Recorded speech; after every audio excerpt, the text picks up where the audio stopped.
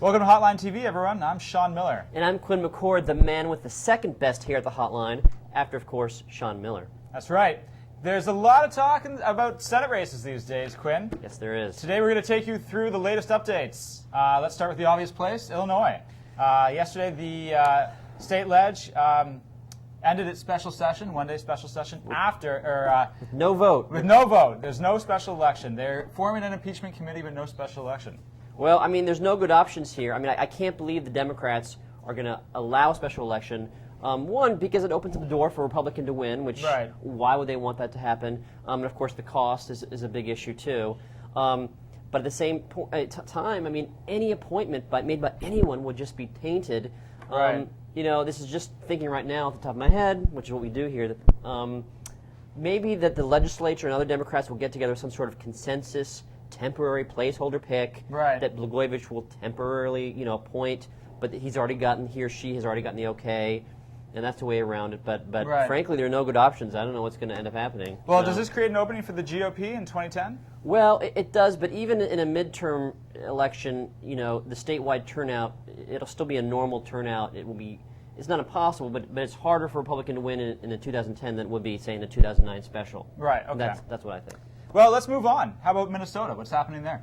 Oh, that's another really nasty race. I mean, the thing is, it's starting to look kind of bad for Norm Coleman. I mean, what you have is that a lot of sort of independent observers, the AP and the Star Tribune, through their sort of crazy analysis, really seems to indicate that these challenges are going to sort of decrease Coleman's lead to the point where it's basically tied. I mean, it's going to take this 200 lead down, take it down to nothing. Perhaps a bigger problem for Coleman, though, is if the Minnesota Supreme Court starts allowing these absentee votes in that were completely not counted before. If they start getting counted, the Franken people think that's going to sort of even increase what might be a tie, what might be their lead. Right. So, I think the Coleman folks should be pretty nervous, and I bet you they are nervous. But, we also have Colorado's coming up. That's right. I'm sorry, were you going to say something? No, well, I was just going to say, Colorado Senator Ken Salazar is rumored to be President-elect Barack Obama's pick for Secretary of the Interior. What does that do for politics in the purple state of Colorado? Well, it's just a sign of the times that there is no Republican bench virtually in Colorado. I mean, 10 years ago it was a pretty Republican state. Yeah. It's always been kind of a purple state. But, I mean, what are the names being thrown out? I mean, Tom Tancredo, Scott McInnes, who's always mentioned, but he has his own issues. I mean, he's not the saving grace of the Colorado Republican Party anyways. Right. I mean, really, I don't see where they're going to go. And of course, it's better for the Republicans to not have Ken Salazar running in 2010 than to have him running. Right. But they've got to rebuild a bench there. So. Well, we'll see. Yeah. Finally, Quinn, turning to New York, could we have another Camelot? Well, I'd love to see a Kennedy in all these races. I mean, every single Senate race there has been a Kennedy mentioned. Right. If you take a look at this.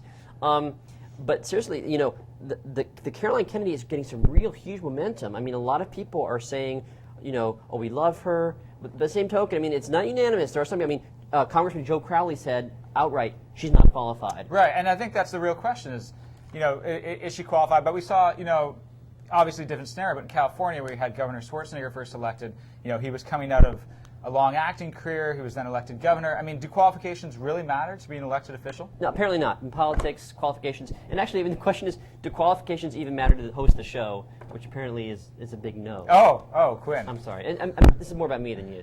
So, well, That's all the time we have for today. You're Sean Miller. And I'm Quinn McCord. Thanks for tuning in.